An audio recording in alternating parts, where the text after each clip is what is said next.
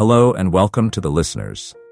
This is Mahatma Gandhi Letters, an approach to understand Mahatma Gandhi's life through his letters. Continuing to episode 3, from the London Dairy, we would like to remind you, this was written when Gandhi's English was still growing. After enjoying the sea voyage for about 5 days, we reached Aden. During these days, not a single piece of land or a mountain was seen by us. All of us were tired of the monotony of the voyage and were eager to see land. At last, on the morning of the 6th day, we saw land.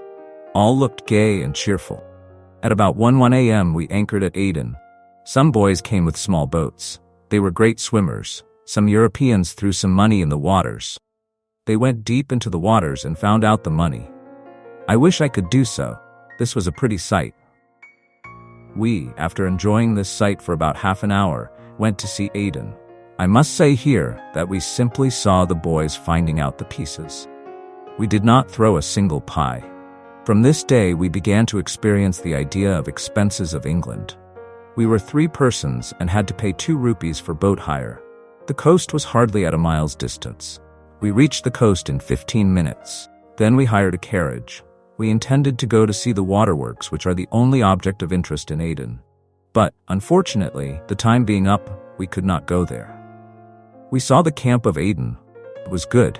The buildings were good. They were generally shops. Construction of the buildings was most probably like that of the bungalows in Rajkot, and especially the new bungalow of the political agent. I could not see any well or any place of fresh water there. I am afraid that perhaps the tanks are the only place for fresh water. The heat of the sun was excessive. I was quite wet with perspiration. This was because we were not far from the Red Sea.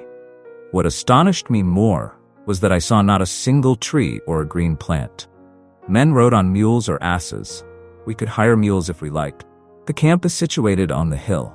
I heard from the boatmen when we returned that the boys of whom I wrote above are sometimes injured. The legs of some and arms of others are cut off by sea animals. But still the boys, being very poor, sat each in their small boats in which we dare not sit. Each of us had to pay 1 rupee for the carriage fare. The anchor was weighed at 12 a.m. and we left Aden. From this day we always saw some land. In the evening we entered the Red Sea. We began to feel the heat. But I don't think it was so scorching as is described by some in Bombay. Indeed, it was unbearable in the cabin. Cannot expose yourself to the sun. You will not like to stay even for a few minutes in your cabin. But if you are on the deck, you are sure to receive pleasant gales of fresh air. At least I did so. Almost all the passengers slept on the deck, and so did I. The heat of the new morning sun, too, you cannot bear. You are always safe when you are on the deck. This heat we generally get for 3 days. Then we entered the Suez on the 4th night. We could see the lamps in the Suez from a great distance. The Red Sea was sometimes broad and sometimes quite narrow, so narrow that we can see the land on both the sides. Before entering the Suez Canal, we passed the Hell's Gate. Hell's Gate is a piece of water very narrow, bound on both the sides by hills. It is so called, as many ships are wrecked at that place. We saw the wreck of a ship in the Red Sea. We stayed at Suez about half an hour. Now it was said that we shall receive cold. Some said that you will require liquor after leaving Aden, but it was false. Now I had begun to talk a little with the fellow passengers. They said, after leaving Aden, you will require meat. But it was not so. For the first time in my life, I saw the electric light in the front of our ship. It appeared like moonlight. The front part of the ship appeared very beautiful. I think it must appear more beautiful to a man seeing it, placed on some other place, just as we cannot enjoy the beauty of our person as others. The construction of the Suez Canal I am not able to understand. It is indeed marvelous. I cannot think of the genius of a man who invented it. I don't know how he would have done it. It is quite right to say that he has competed with nature. It is not an easy task to join 2 seas. Only 1 ship can pass through the canal at a time.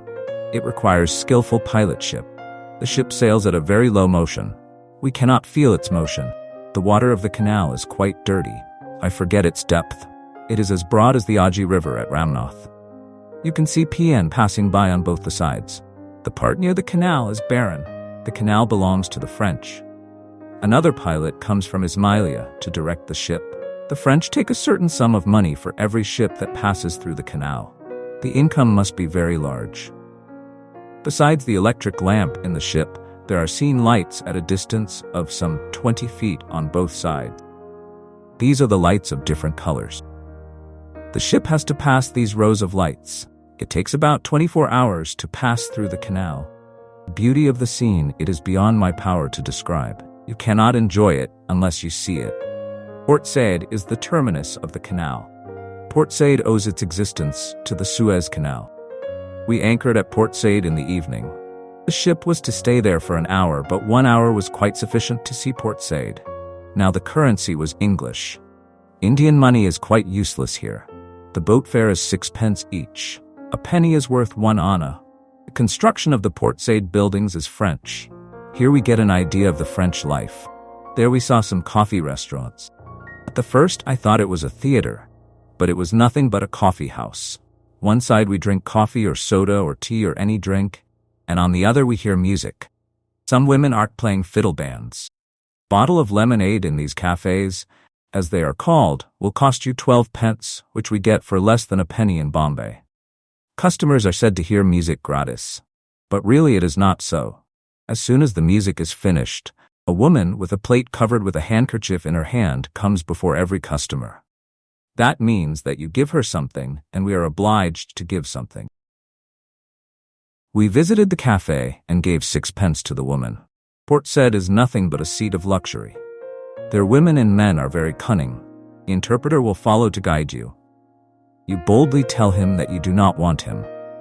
Port Said is hardly as big as the proper Para suburb of Rajkot. We left Port Said at 7 p.m. Among our fellow passengers, one Mr. Jeffries was very kind to me. He always told me to go to the table and take something there, but I would not go. He said after leaving Brindisi, you will feel cold, but it was not so. After 3 days we reached Brindisi at night. The harbor of Brindisi is beautiful. The steamer just touches the coast, and you descend to the coast by means of a ladder provided there. It being dark, I could not see Brindisi much. There everyone speaks Italian. Roads of Brindisi are paved with stones. The streets are sloping. They too are paved. Gas is used for lamps. We saw the station of Brindisi. It was not so beautiful as the stations of the BB and CI railway. But the railway carriages were far bigger than ours. Traffic was good. When you land at Brindisi, a man would come and ask you, in case you're a black man, "Sir, there is a beautiful girl of 14. Follow me, sir, and I will take you there. Charge is not high, sir." You are at once puzzled. But be calm and answer boldly that you don't want her, and tell the man to go away, and thereby you will be safe. If you are in any difficulty at once, refer to a policeman just near you, or at once enter a large building which you will surely see. But before you enter it, read the name on the building and make sure that it is open to all. This you will be able to make out at once.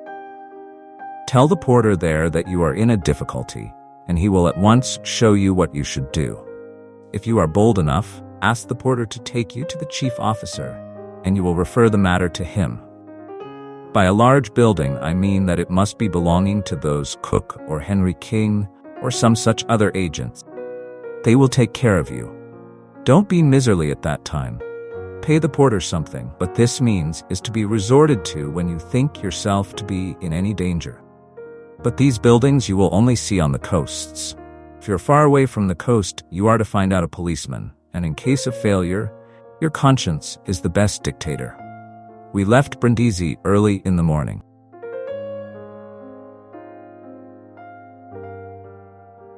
Hello listeners, thank you for listening to Mahatma Gandhi Letters. In the next episode, we can know Gandhi's feelings when he reached London.